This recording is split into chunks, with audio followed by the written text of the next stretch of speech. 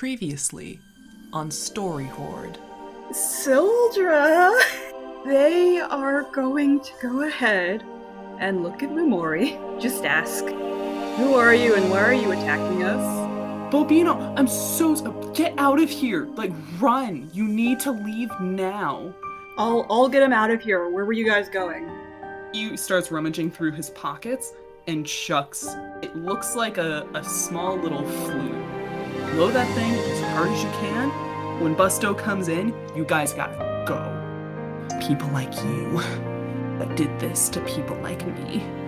I don't care if you hate the gods yourselves. If you're willing to defend the people who do care for them, you're just as bad as the rest. You're the one who's like the gods. If you're killing people for your whims, how does that make you any better than the gods themselves? She kind of feints her punch. She leads with one hand and then comes in with the other across your throat. And you spit out a mouthful of this blood-saturated sand as you fall forward, unconscious. I have already planned my character's funeral. Who's going to speak? I'm Not not even allowed. done drawing the group portrait. You can't die yet. We just became frenemies. Oh, I know. Are you guys even and the frenemies? best, We're the getting best there. part, the absolute best part of that is Memori now has to rely on the person that she tried to level this morning to save her. And Kev, I hope you know, like, I expect you to play Sildra's character all the way through. All the way through. I'm going So, to, even if it kills No me. breaking character. No breaking Even character. if it kills me, Kev, do not break character. Please. I really want to see where this goes. So I will say, Mhm. when Memori survives this, Sildra is going to slap them so hard. I mean, have you guys heard? Okay, this is going off on a tangent. Feel free to cut this, Grace. But have you guys heard of that meme like Leroy Jenkins? Yeah. That's exactly what Memori did, minus the yelling out her name before killing her entire party. Like, To be fair, she's not killing so her embarrassed. entire party. She's just throwing herself in direct line of harm. I mean, that remains to be seen because this fight ain't over yet, and we've only been through 2 rounds of combat. We That's still have true. time. It's We true. still have time for a TPK. Right, No. exactly. Not if I never leave the bush. Not if we never- We'll have one survivor. Mateo, And then the Mateo lone hero of moved this on. story. I go back to town. I was like, they all died. Goodbye, back to my books. Just another layer to his tragic backstory. The universe tried to give this poor guy friends, and he said, they died. That was enough trying. Never again. It just keeps happening. I don't know. I don't know what the problem is. It must be me. Oh my gosh. Well, would we like to see where things go from here? Yeah, In who's media this? res, Yep. where we last left off with the previous situation. Gataki came after Amori with kind of dirty fighting tricks, kind of faking her punches and catching Memori across the throat with her clawed paws. And as Memori falls to the ground, she starts spitting up these gobs and gobs of dark red bloody sand as she falls forward unconscious on the ground. And because it was Memori's turn directly after getting attacked, Memori, you rolled 1 death save and you lived. You rolled, I think it was an 18. So, you're not out of the woods yet. We'll see where we go from here. But Memori, you were last in the initiative lineup, so we are going to go straight back to the top, to Sildra. is currently outside the wall of illusioned plant matter that they had conjured right before the fighting began. Sildra, last episode you ran off with Bobino after blowing this mystery flute very loud when you told the clowns that you would get this little boy basically out of the fray and into some safe area. You blew the flute and then you booked it with the small child and his bag of looted relics that they stole from the temple. So The vines are dispelled, right? Yeah, they are seen as an illusion now. Like, everyone knows that they're not real. Yep. So everyone in the vicinity, including Mateo and the other clowns, are they just gone, or do they just know that they're not real? Simplify it and just say that they're gone. Okay. In which case, as Gataki slashes at Momori's throat and Momori falls, this is a very open clearing. Everyone has seen what just happened. Sildra, what do you do? Penny.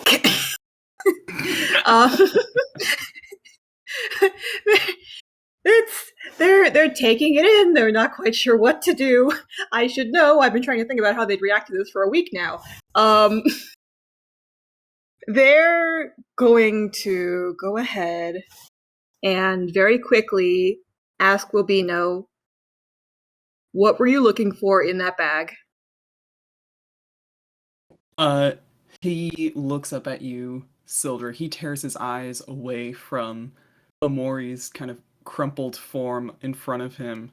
This poor 10-year-old has seen some shit. This is probably the worst of it, though. And you can see he's rattled and his face is pale. And as he looks back at you, Sildra, he pulls out from the bag this kind of misshapen little clay vessel. It's kind of ugly, but you can see it has a very soft, earthy looking sheen to it.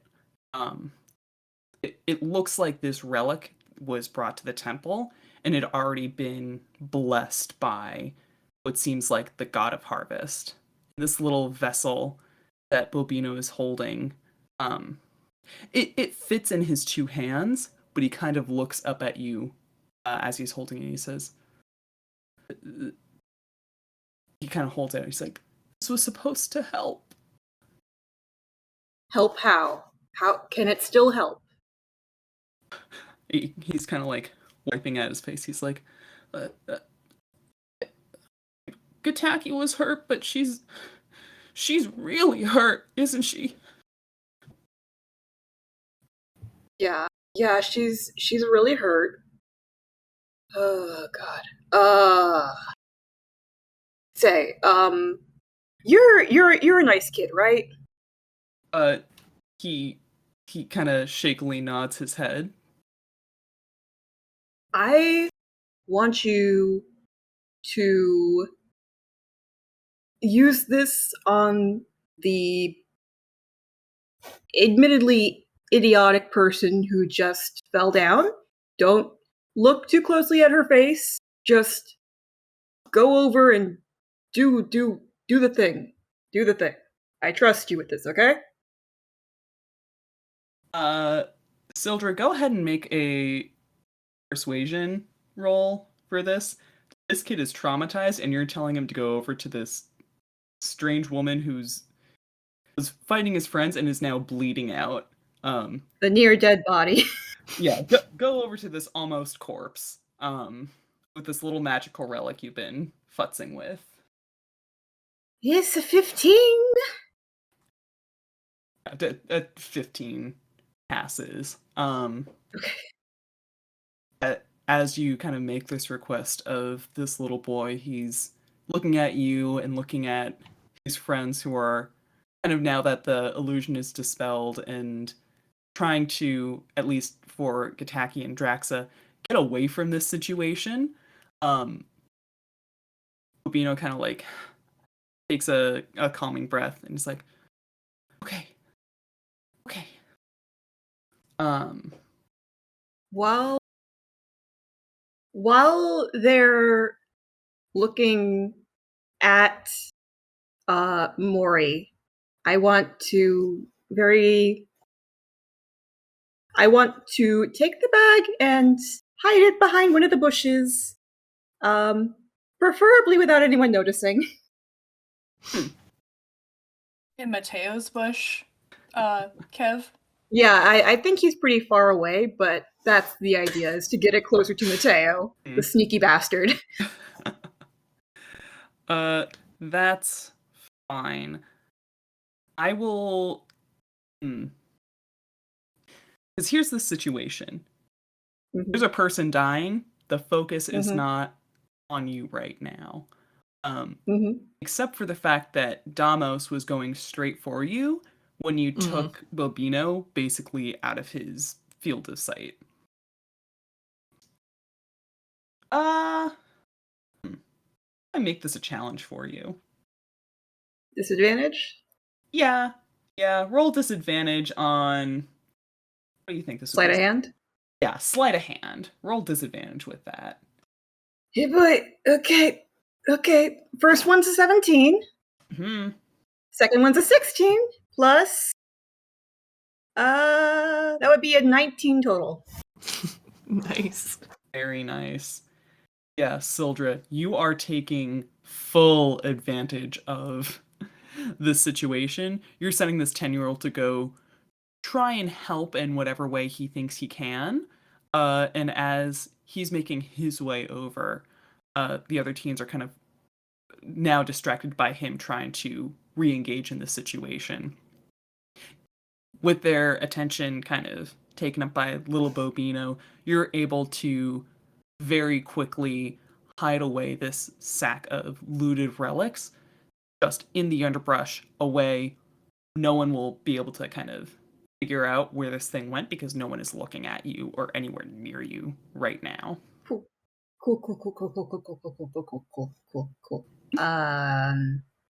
Cool.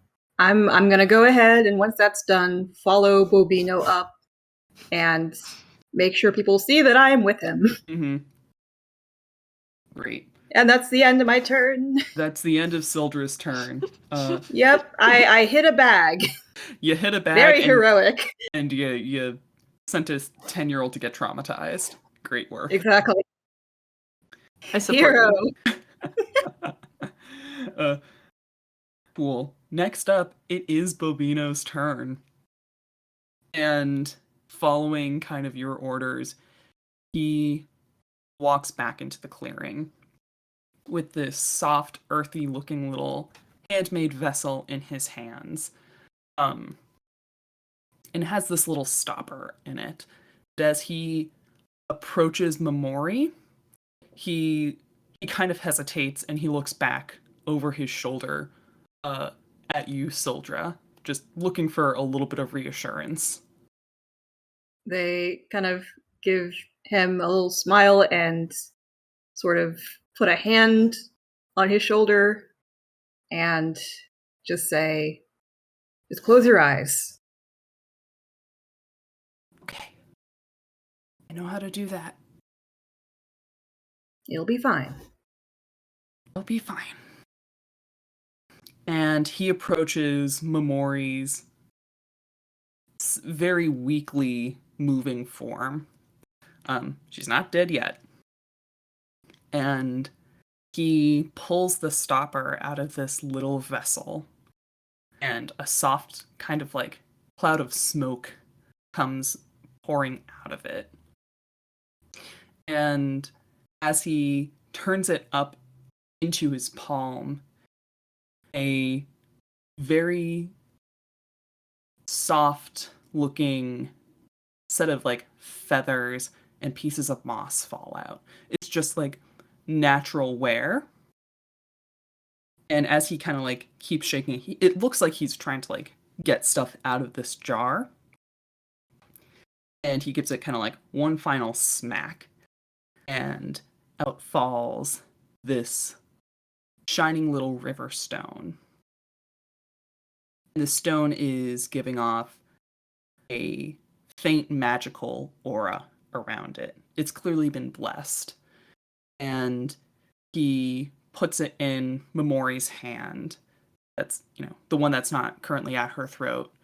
He puts it in her open hand and closes her hand around it. And he says, I think this is supposed to help. That's what it was telling me anyways. It was talking to you? Yeah, you didn't hear that? He kind of gestures back over to where the back was. He's like, yeah, they're chatting all over the place. They're blessed relics. They got that little bit of God in them. You don't hear that? I've never known the gods to be very chatty. Oh, they must not like you very much. Yeah, that checks out. He says, whatever God was in that temple, they made the relics magic already, and there are bits of them in these relics. So when I was going through them, I wanted to find a way to help, and they said that this one should do that. Let it be known that the shining magical rock that Bobina put in Momori's hand is still glowing. Nothing seems to have happened just yet. She is still on the ground. There's been no big, reveal. She's not jumping for joy. She's still on the ground. She's just now holding this magic stone. Sildra kind of takes them, puts their other hand on their other shoulder and turns him towards themselves, and just making sure that they're not looking at Momori, say, you did good. Thanks for helping. He kind of grabs onto your shirt and just kind of nods his head. He's okay not looking at Momori right now. No offense to you, Momori. You're just kind of in a state. No. I stand. I'm a dead body. This is fine. We're just gonna have a nice little talk. I'm dying. I'll be quiet again. Not dead yet. Yet. All right. I mean, at this point, With that, I don't know. With that, that is the end of Bobino's turn. Damos is up next, and as he's watching this all unfold, you and Bobino, or rather Sildra and Bobino, having this interaction. Sildra, he was ready to kick your ass when you stole Bobino away in the middle of everything. He's still ready to charge right over, and he kind of snatches Bobino away from your side where he's kind of burying his face. He says, cool, dude. And he's glancing up at the sky like he's expecting something to happen. He says, look, man, you said you're cool, right? Yeah. He's kind of assessing this, and he says, our ride's gonna be here in about 2 minutes. You with us? Are you with us or not? You coming along for the ride? I mean, where is this ride going? I don't want to just hop in and just let you guys take me wherever. We're going back to the base camp, man. We are a part of, and he kind of straightens himself out, and you can hear he's kind of speaking from a script. We are a part of an esteemed troupe of traveling entertainers, looking to spread joy and mystique through the greater range of this endless land. You coming or not? It's a safe space. You say you're not with this town, you're not with these people. Draxa and Bobino seem to be a fan of you. If you're in, come on with us. If not, you stay the hell away from us, and if we see you again, it will be on site. I mean, yeah, I'm good with spreading joy. I'll come. Sweet. He glances over at Draxa and Gataki, and he's like, are you two done? He's kind of pointing at Momori's body. He's like, I think you guys have made enough of a mess for one day. Are you two done with whatever your little spat is? And the two of them, Draxa's definitely freaked the hell out. Taki seems nonplussed for having just mauled a woman. And she's kind of like wiping the blood off of her paws and face. And she's like, "No, we're good. I think we're set to head back. Where's the stuff?" And now all three of them are looking around for the bag of loot that has disappeared. Like, shit. Bobino, what did you do with it? And Bobino looks back up at Sildra with kind of wide eyes, like, I mean, it was right there. We turned around for 5 seconds, and it was right there. Wait, she said that there were more people around here, right? That's why there were like pellets flying everywhere. Is it my turn? it will be. In fact, yes, it absolutely is Mateo's turn, and as Damos is kind of, he's spending essentially his turn assessing the general situation. Cool. Okay, here's what I'm gonna do. I'm gonna sneak attack Cat Lady with my slingshot, and then as soon as that rock is flying, I am running, kind of towards the bag, but I don't want to, like, implicate myself. So, just, like, towards that exit of the clearing, but Sure. I don't want any people to find me or blow fire at me once this happens. Okay. So that's a 16. That hit. Plus 5. That hit. That absolutely hits. 21. Yep. You You got her. And okay, so a sneak attack I do an extra d6. So let's see. Do. 3, 6, 9 damage. Ooh, cool. That's fun. Yeah, you... Thank you for avenging me, Mateo. I appreciate this. Someone cares. You said to be in character. I did say that. Mateo, you watch this scene unfold, and you ready your slingshot with another stone. Itaki her defenses are down. So far as she is concerned, the only major threat in the area has been neutralized.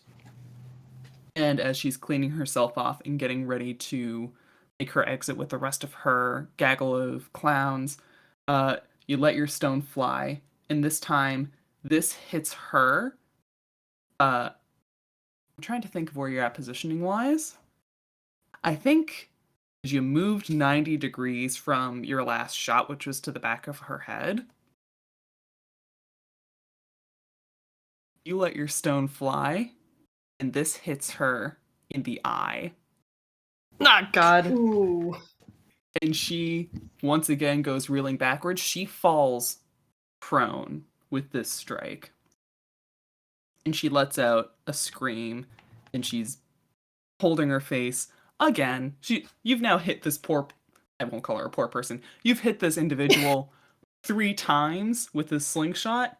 This one hurts by far the most. And as she goes down, everyone else is now running towards her, seeing what happened. Draxa is once again on the defensive, scanning the tree line, as Damos is more getting to Gataki's level, just trying to tend to her. She is tired, she is wailing in pain, and she is on the ground. And Mateo, you are going to reposition yourself nearby where Sildra hid that bag of loot. Is that correct? Like 10 feet away from it. I want it in my sight, but I don't want to, like, be right there when someone finds it. Sure. But that is your turn. You've done your action, you made a movement, and now you are strategically positioned to just, if you want to, like, on your next move, just, like, get yourself directly to that bag, you are absolutely within range of that. Sure, yeah. Cool. Next up is Rexa. And like I said, as soon as you least that third stone, her head is on a swivel. She is scanning. She is trying to see where the heck these stones are coming from. She is now, like, paranoid. She was scared before that there might be, like, more people coming, and the fact that these stones keep on coming and keep on hitting their mark has her freaked out. And her hands are on fire, and she's looking around, and she says, guys, come on. Wait, we're so close. Please, let's just, like, get out of here. We can't stick around. And, Gataki's on the ground, and Damos is once again, trying to tend to her wounds. And as she sees this scene kind of, like, spiraling around her, her legs are shaking. She's about 15, 16 years old. And she's frightened, and she has magic powers. And she is going to send a swath of magic missiles into the tree line. So I would say the individuals in range, let's see. I believe based on this situation, she's really just kind of sending these into the tree line. We're going to say that Mateo is in range, just based on proximity. It's the same kind of cone formation as the Ring of Fire that she had sent. Go ahead and... Oh, what do you have to say for that? Each dart hits a creature of your choice that you can see within range. Oh, but she doesn't see you. So what to do? Hey, Mateo, how lucky are you feeling? Let's just do some, like, homebrew stuff. Let's just, like, for the sake of you're hiding in a bush, and this teenager with basically, a whole bunch of, like, magic bullets who is firing blindly into the woods. You want to just, like, flip a coin and see if this hits you? No, I don't want to do that. You don't want to do that? You don't want to do Flip that? a coin. I'm, like, at least watching this happen. I don't know. Fine. She's scared and freaked out, and she is now just firing blindly into the woods. Everyone else is not, like, in her range. She's not going to risk hitting anything. But she's scared, and she is reckless right now. Disadvantage. That's a fun... Maddie, why are you trying to help in this situation? You're dead. Is she? I feel her in Listen, spirit. It could be disadvantage for the person firing because he's still hidden. That's what I was thinking. That was Okay, cool. what my thought was that Gataki would have disadvantage on the roll. But also, I think if she also is firing blindly and could potentially hit her comrades if she fails, that could be, like, a thing if she rolls too low, much like Momori's Meteor Hammer, where if she goofs it, she hits herself, Oh, that's such a good suggestion. That's such a good narrative suggestion, Maddie. Thank you for coming back from the dead with that. Well, would you also much. like make me alive again, Grace? It will be your turn. Like- We'll get to your turn in a minute. Please be patient. We have a whole, like, list of there's an order to this. But I do like that suggestion. Okay. So, yeah, I'm gonna... Dang it, what are all these people's ACs? I just want to check. So she's going to roll, with disadvantage to risk hitting a whole bunch of people. That's a 6. And that's an 8. So, she's firing blindly into the woods. She's scared. She's, like, hitting trees. You see, like, birds flying out. She's, like, hyperventilating, like, eyes welling up. This is a freaked out teenager with everything that is happening around her. Which is to say, if any of you guys try to approach her, she's gonna bite your head off. Cool. And with that, it is now Gataki's turn. She's on the ground. Her eye has been shot out by this third slingshot stone. She's tired, she's in pain, and she's just cursing profusely as she makes to get up, holding one eye, and Damos is there kind of like holding her shoulders back, trying to keep her stabilized as she's just screaming out, "Just let us go. Just let us go back. Come on. We've already won this fight. There's no point in trying to fight us anymore. We're already out of here, right? Damos, where the fuck is Busto?" And as she's getting like more worked up, Damos is still checking the sky and looking over at Bobino, who he snatched back from Sildra. He's like, "Well, we're doing fine, all right?" And he kind of like looks at the sky again. He's like, "Should be another like 30 seconds, okay? Just keep your head on your shoulders. Just for once, Gataki, just keep calm." And yeah, I mean, she's occupied with her eye being shot out. So I mean, that's her turn. She can't roll to like perceive anything. She's down an eye. Which leads us to Mori. Mori does a death rattle and then collapses even further onto the ground in a spectacle of death. Mori, Ian. roll that death save for me. Darn it. Alright, let's hope this time. Oh, that went into my desk's like little folder here. Shoot. Roll again. That's fine. That was a 17 though. So I think I'm gonna keep the 17, if that's alright with everybody. If that was your second I can roll, see it. Was that your second roll? Yeah. Yeah. Let's go with that 17. Yay! That gives Mori 2 successful death saves. Woohoo! She lives! She lives. Mori, you're on the ground, and you're holding your throat, and you're fading in and out of consciousness. The world around you is blurry and out of focus. You can just barely see the kind of like ankles of the clowns as they're trying to tend to Gataki's face wound. Your eyes haven't really been able to land on anything with, cognizant focus. And as you're lying there, at one point you feel someone put something in your hand.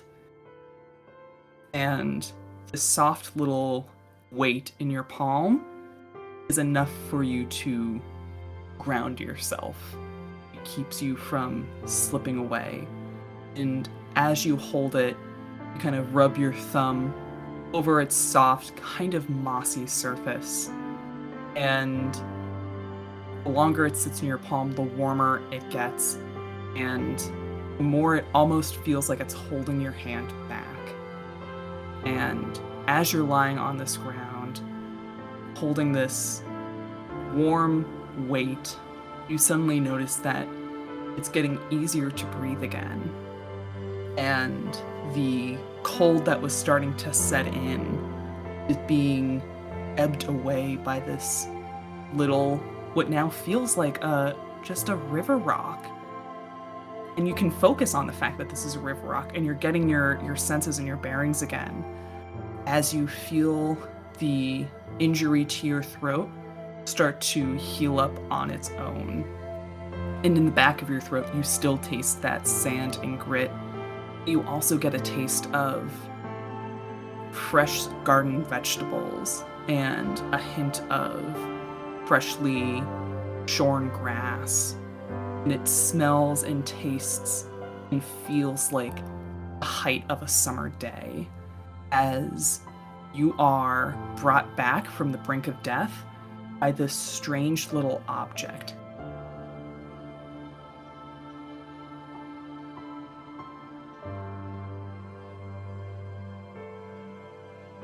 I'm so glad Momori's alive.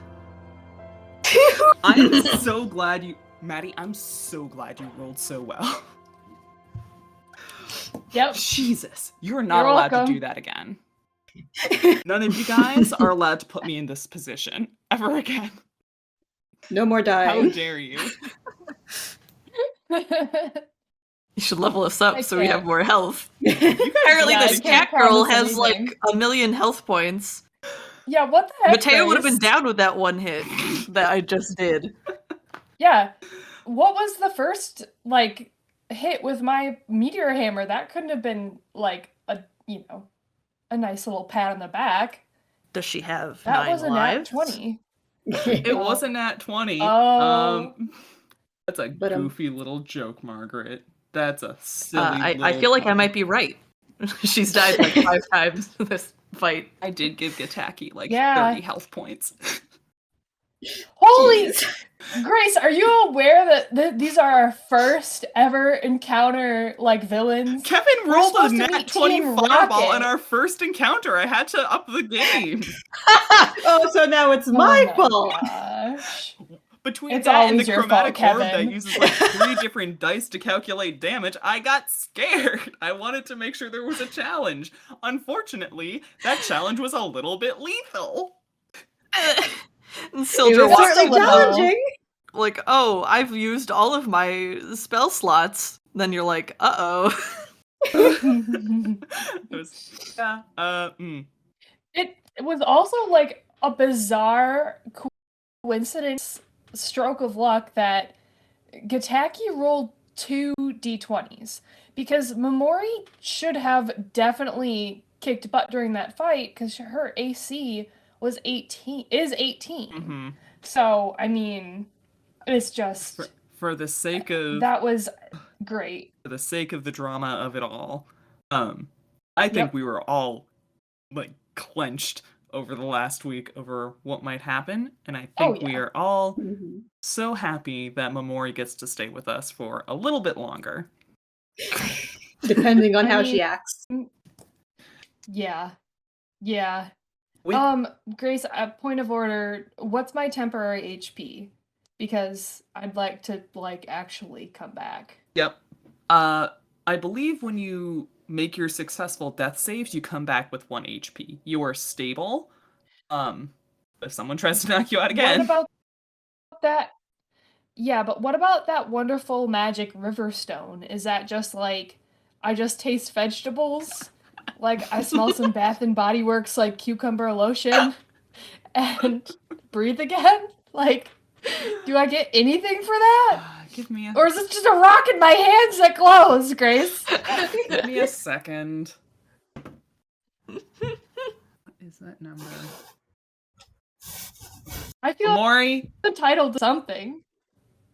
I did just roll a d10 because Momori, I believe you have Heck yeah! you roll Momori, your current hit points is 12. You did roll a 10. Momori, you get your 10 HP back as this Damn. blessed Woo! little stone in your palm stitches your throat back together and fills you with this renewed energy as if straight from the ground itself. Yay!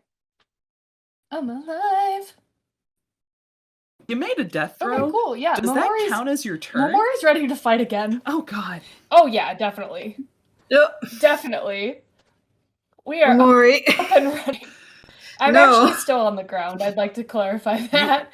Momori had definitely had some trauma there. Like, was not expecting that.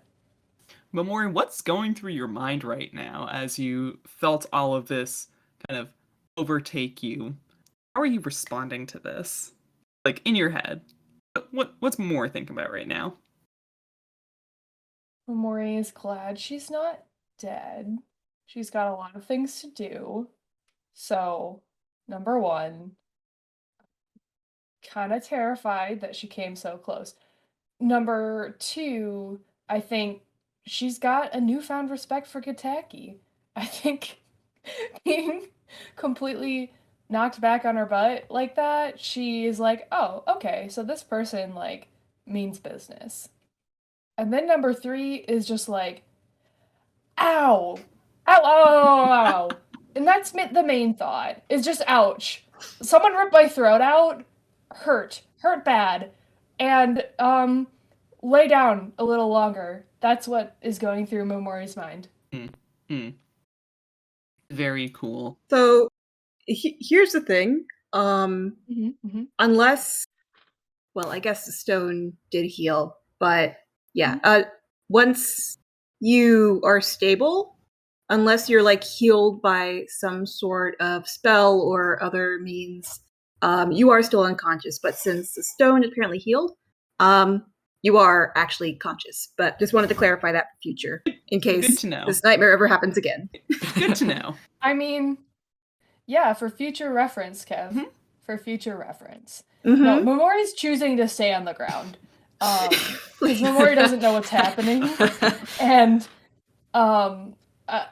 little trepidation to get up and face reality right now.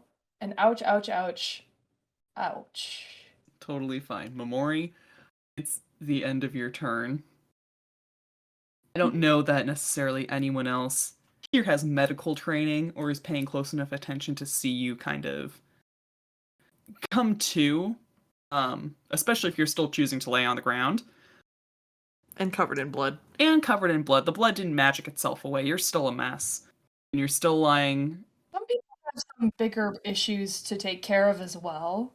Like, I don't know, an eye flying out all different places and, you know, fireballs happening. What happened with the fireballs? Like, what was the consequence of that? The consequence of that is that this freaked out teenager with magic powers is essentially, like, firing, she went from setting a whole bunch of trees on fire with her fire magic to now she's just sending magic missiles into the tree line. She's causing a lot of natural damage, but she hasn't managed to hit any of you guys. She's just freaked the hell out, and just unpredictable right now.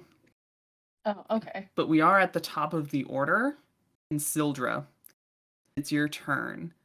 And you blew that flute maybe a couple of minutes ago now. Nothing happened, but as you are kind of like watching the situation, you hear these big, heavy flaps coming towards you.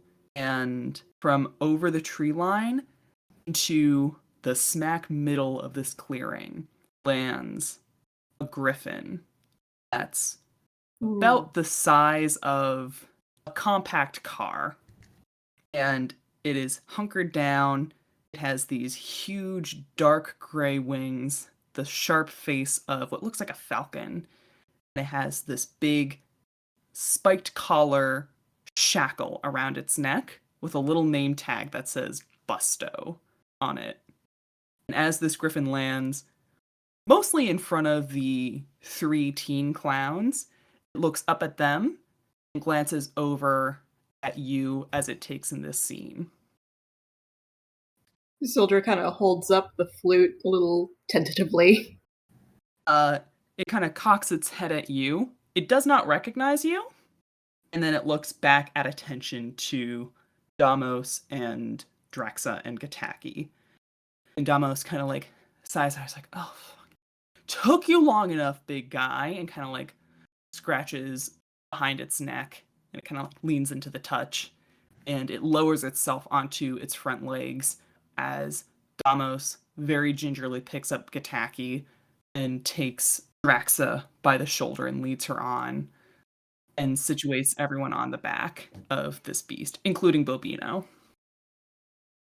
While everyone's focused on climbing up, since Sildra doesn't actually know if Momori is okay, they're going to, like, very discreetly tap their one of their limbs, the closest thing that Sildra is close to, and just very, very quickly cast Spare the Dying just to be sure, just to make sure. It's a cantrip. They can spare it. They don't want this person dying. And once they do that, they're going to go over to the Griffin and hope that these two can figure it out while they try and find the place and hopefully make it back. We'll see. Once Damos has the other girls and Mobino situated on the back of this beast, he extends a hand down towards you. He's like, well, come on up, esteemed new member of the Great Range's fastest growing theater troupe. What's your name, guy? What's your name, bud? Sildra. Sildra. And he kind of shakes your hand a little bit more properly. He says, Damos. Maddie. Welcome. This MLM. Sorry, I keep putting, like, crap in the chat and not saying it out loud. But, like, yeah, what is this, like, friggin' Shady ass group. like, I don't know, what's the sweatpants one? Like, you know. I guess we're going to a cult. Yeah, this little cult with retail opportunities. It's fine. Not suspicious fine. at all. This is Yeah. fine. Damos makes sure that you are nice and situated on the back of this beast. He says, all right, Busto, bring us back.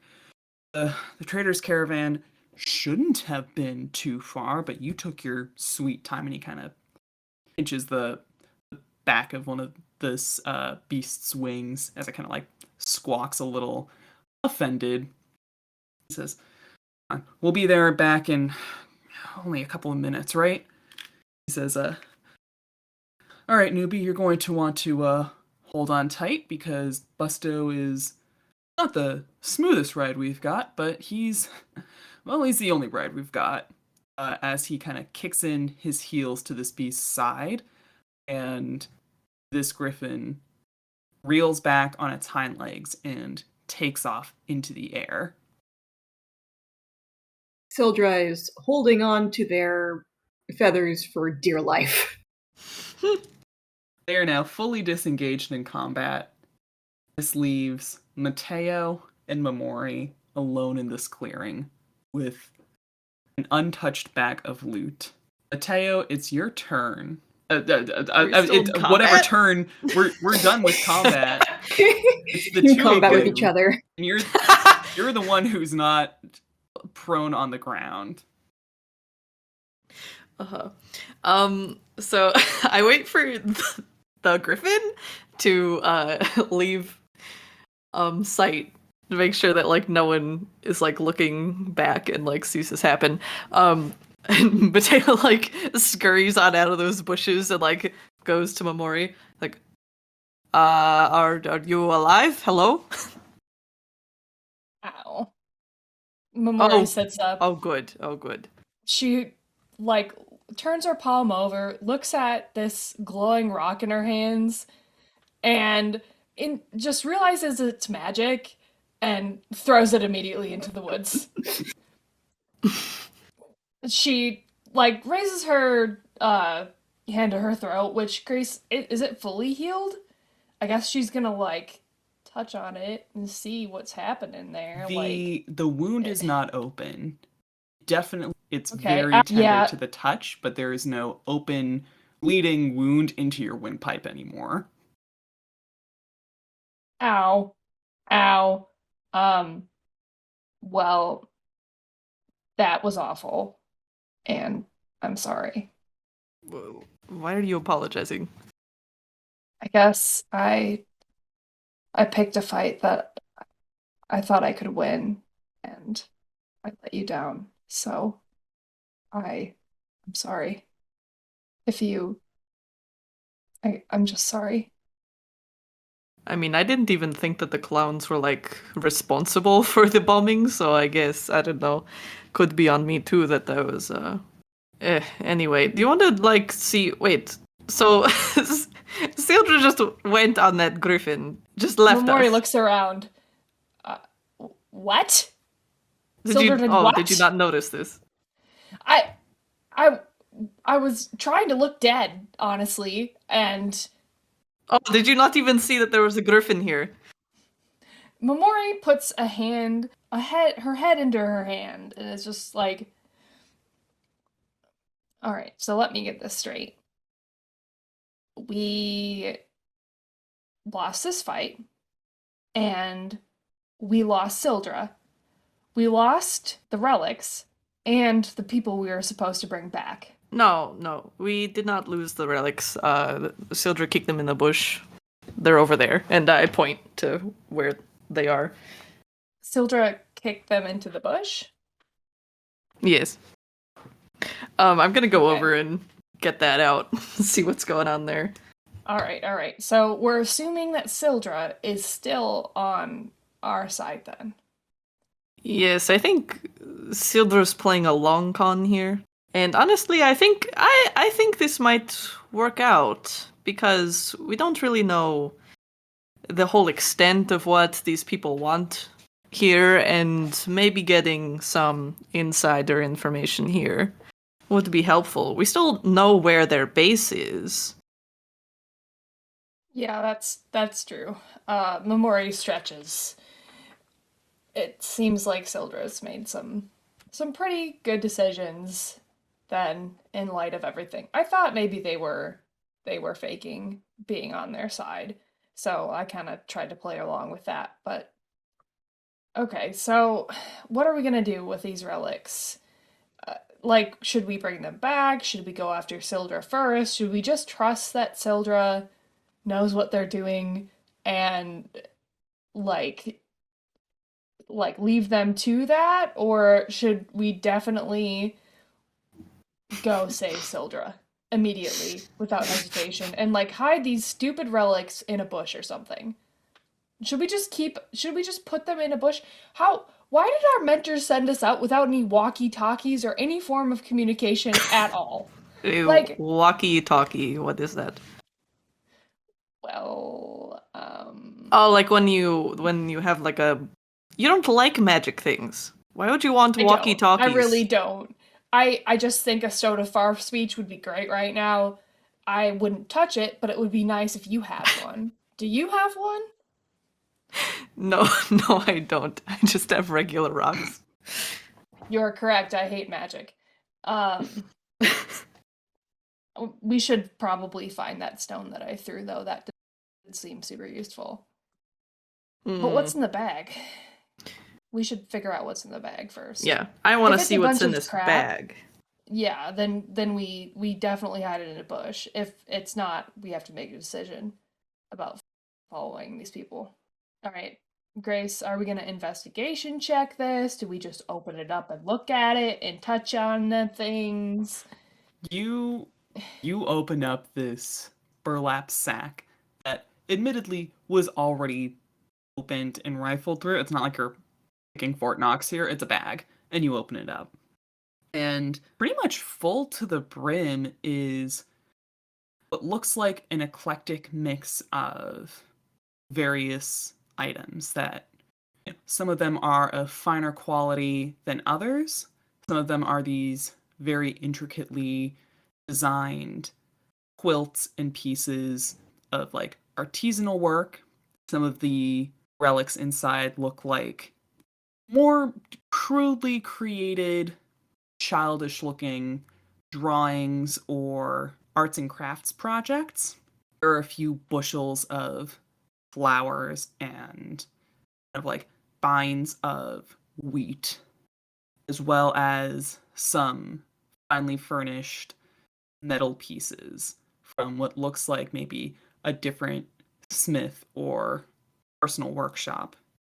Mateo, you notice inside the offerings that you brought yesterday, the pen, the crudely crafted little vase, I think. It looked like something. It was kind of indistinguishable when you looked at it, and it's the exact same now.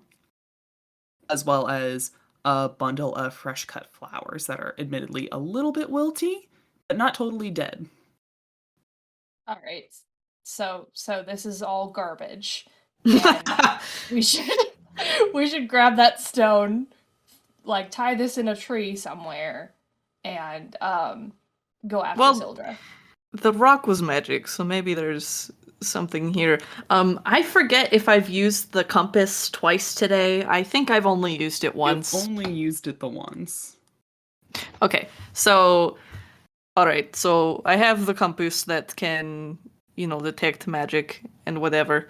What about we just kind of spread these out, and then I can use it and see if there's anything that's super powerful here. Well, shouldn't we save that for tracking Sildra and seeing where they're going? We'll be fine. I definitely feel like our priority here is saving our friend who probably doesn't want to be saved. All right.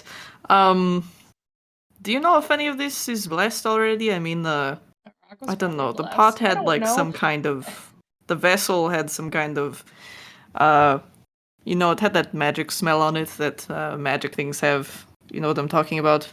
I'm sorry, what? A magic smell? No, I don't. I hate magic. I don't like it. It makes me uncomfortable, and I try to know as little as possible about it. Well, maybe if you figure out what the smell is, then you can learn to avoid it. Listen, I don't know what it is with you and your amazing sense of smell, but if you can smell magic, I would like you to smell each of these relics. You and your incredible nose. Sniff, sniff. I feel like it's worked out well for you in the past. I'm gonna sniff it. Are you for real? Yes! You made it canon that I could smell that the explosion was magic, and this is your consequence. Take a good whiff. Who needs a compass? You got a nose. To be fair, like, Mateo's eye is gone, so his other senses are obviously overcompensating for Couldn't that see, fact. so his nose kicked into I overdrive. can see! I just don't have depth perception, but I guess apparently I'm fine with that because I'm really good at hitting things from far away. Instead of depth perception, you gave up magic perception of the eyes, and so now your nose is compensating. Margaret, roll your damn dice. What am I rolling? I don't know. I think you rolled perception the last time you rolled to sniff really good. We need a sniff stat. Okay. So that was a 3 plus 1. It's a 4. A little stuffy today. Mateo's got allergies. He hasn't taken his Claritin or whatever. He was in a lot of bushes. He doesn't know what his nose picked up. Yeah. Just rolling around in pollen. Yeah, you go to sniff this bag of relics. Nothing stands out. It smells very... It smells like a thrift shop almost, with how, like, kind of eclectic this gaggle of items is. You can't tell one being more magical than another. You sniffed a bag full of stuff. I don't know what you were expecting. Yeah, so apparently this is all garbage. You're right. Well, I mean, considering that these people went through all the trouble of bombing a temple to steal it, I mean, I didn't peg them as incredibly intelligent, but just give me a second. And Momori reaches in to poke at the things. Can I poke at the things, Grace? Can I roll an investigation check for that to see, like, if this stuff is actually good? Sure. Are you rolling to investigate, like, if they're magical, or what are you looking to achieve here? What is Momori's aim? Yes, Momori wants to know if they're magic, so she's just gonna poke at them. Not enough to activate anything, but just to poke. With like a stick? No, with her finger. Momori, I'm not gonna have my character get up and go grab a stick. That's too much work. Roll an investigation check. Well, that is a delicious little 7, so Nothing. Momori can tell nothing. Momori, you stick your hand in here, and as you're rummaging, something falls on your hand, and you think you got bit, and you pull it back, and you realize it was just like uh, someone's like knitting needles just kind of fell on you funky. From that grab, like the knitting needles tingle a little bit, and that's about all you get from it. You might have just hit a nerve. Alright, these things are tingly. They're probably important. I'm just gonna go ahead and say it. They're probably important. We probably shouldn't just leave them here. Do you have any room in your bags? Oh, that's fair. You know what? Why are we even talking about this? Yeah, just throw them in my knapsack. Like, what are we Oh doing? my god. I have a little what is this bag called again on your back that's like a stringy bag? It's like a little backpack. A drawstring. I was gonna say a There's backpack. a specific name for it. Yeah, it's a drawstring backpack. There's a name for it. I'll think of it later. Anyways, yeah, just throw them in there. Uh, Mateo, do you want to carry it though? Like, I don't feel super comfortable with. Never mind. Just You'll put be it in fine. there. Just put them in there. Did you want to find the rock? Yeah, I guess. Oh, wait, I have an idea. Okay. The rabbit, your favorite. I pull out the rabbit. Well, we should definitely use that to find Sildra. It's Anyways, your. Well, yes, we should use it for Sildra, but just hold the rabbit and it will help you find the rock. I'm not touching that thing. It's from a god! Mamori, be either you hold trusted. the rabbit, or we're going to, what? Search the forest for a rock? I'm rolling an investigation check right now. My Lord marches over for the bushes. That's a 6! Yeah. The Lord marches back over, grabs a You stupid find one rabbit. of the rocks I used. like, Lord has grabs the blood on it, rabbit. and you're like, it must be this one. I found an eye. What's this doing here? Looks really It's a very realistic. juicy rock. Someone was probably looking for this. Yeah. Okay, Momori grabs the stupid rabbit. Amori, as you hold on to this little stuffed rabbit doll, you are looking for this stone that saved your life. And this little rabbit doll's head lolls to one side, and it becomes a game of hot and cold, basically, with this little doll. Do me a favor, roll a d20. Just roll it. Okay. That's a 12. Okay. As you start kind of like walking around this clearing with this rabbit, it doesn't seem to be giving you much in the way of direction other than you're getting warmer and you can feel this like strange little like magical heartbeat getting a little bit stronger. You know, kind of you're walking around with this thing, you're looking at the ground. There are a lot of rocks around. It's kind of hard to distinguish. You didn't get like a good look at the rock in your hand, but as you make your way through and around this clearing, this heartbeat starts picking up and getting quicker. And eventually you come upon this, basically like a cluster of stones that seems like a pretty solid place to look around. Okay. Momori picks all of them up and throws them into the bag. Oh my god. There's no carry, like, I can carry so much things, Grace. I don't think you're aware. Are you sure your special rock didn't have any like defining characteristics? This could be It any of wasn't- these. Momori shoves the stupid rabbit back into Mateo's hands and is like, here you go. Here's your stinky, pulsating plushie. And, no, it was a rock. It was glowing. I don't want to talk about it. It's scary. And I didn't enjoy it. All right. I think my my slingshot might be cursed. In what way? I don't know if it's helpful information at this point, but I mean, twice is a coincidence, 3 times is a pattern. I'll let you know if I'll notice anything else. I'll just keep it close to you and away from me. and we won't have a problem. I think I'm carrying enough magic things at this point. Also, aren't rabbits good luck, so you should be fine. Like, whatever problems your slingshot is having, whatever bad luck that's bringing, it should be canceled out by having a small god walkie-talkie. I mean, stone of our speech. I do have 4 rabbit's feet here, so all right. Mateo puts the rabbit back.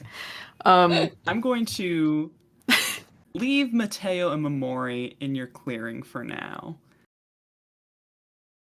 Sildra, you are clutching the back of this griffin as it's tearing through the air. Tacky is still kind of like hunched over with her head very shoddily bandaged to kind of stay the bleeding of her eye, as Draxa is kind of clutching at her back, shaking and freaked out. Bobino is keeping his eyes screwed shut, but he's got a green tinge to him, as Damos behind you is kind of guiding Busto the Griffin away from the scene and towards what he seems to be describing as their base camp. He says, we're literally so close when this all went down. I swear, if these two can't manage to just keep their cool for 10 minute stretch of time, I really have no idea how they think they're going to make it in show business. I tell you, buddy. I mean, being able to keep a cool head is all part of being a showman, isn't it? Like, yes, thank you. Finally, someone gets it. Listen, Sildra, you have no idea. You are going to be such an asset to this troop. We've been scoping out some new recruits for a while now. Between your magical prowess, you know how to cast a spell. It's not bad. You keep a cool head, and you know when to shut your mouth. More or less is what I'm getting. Kind of like smiles at you. He's like, "You're gonna fit right in. Boss is gonna love you." And as you guys kind of continue your conversation, you feel Busto careen to one side very sharply as he makes a very abrupt landing in another cleared out part of the forest. I would just like to say real quick, during that conversation, Sildra was like doing that thing that people do when they're kind of nodding along and they're pretending to really pay attention, but their mind is obviously elsewhere, their eyes looking around. They're very motion sick. And the second that the sharp turn happens, they can't hold it in anymore, and they just vomit off the edge.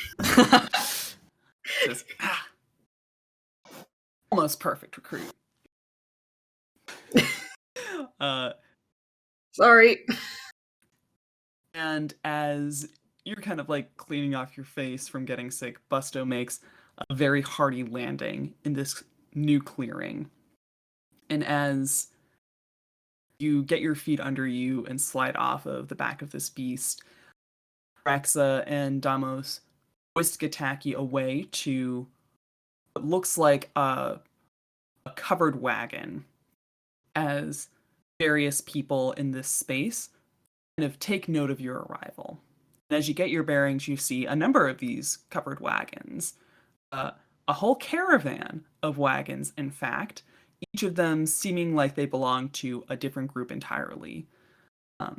You see traders, you see food stalls, you see collections of what looks like bands of travelers and musicians. A very busy scene. And as the clowns kind of run off to get Gataki taken care of, you look up from where you're standing, as Busto has started making his own very comfortable way through this scene towards a very large and very imposing looking tented space is draped in tattered dark red cloth with banners and pennants waving in the breeze. And in the front of this oversized big top tent, there is an H, 2 circles, the cross sections, a gaggle of clowns operating at the front of it.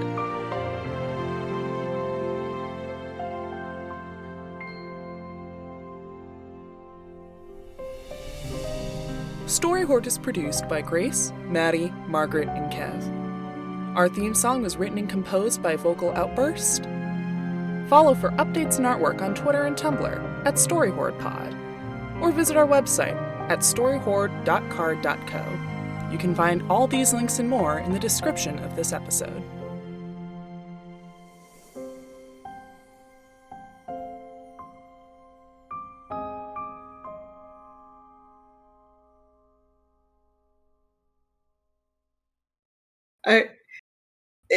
I would just also like to point out that, Grace, while you were giving that wonderful, detailed description, Emmy was, like, causing so much mischief, and I was trying so hard not to make the microphone pick it up, but, like, my setup here at home is basically just take a blanket and put it over me and my computer. She was trying to walk across the blanket. Oh, no. And she kept falling on the computer, on my back, on my chair. She just And wants to be a part of things, Kev. She wants to be a part of things, and now she's in my lap. But it was very distracting. We have learned nothing from the last sessions. Cat girls bring mischief. Exactly. All the time.